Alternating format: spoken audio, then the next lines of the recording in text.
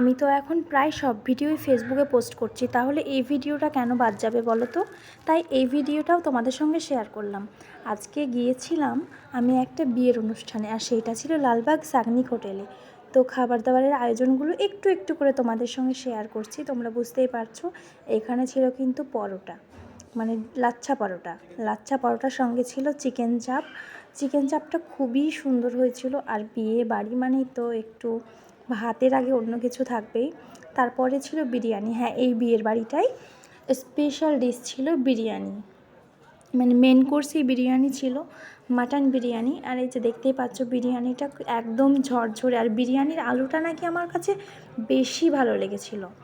তো তোমরা কে কে বিরিয়ানির আলু খেতে বেশি ভালোবাসো? আমি কিন্তু ভালোবাসি না বিরিয়ানির আলু, তবে আমার এখানে বিরিয়ানির আলুটা বেশি ভালো লেগেছিল। আর বিরিয়ানির সঙ্গে বোরহানি ছিল, তারপরে ছিল মিষ্টি দই, অনেক কিছুই ছিল।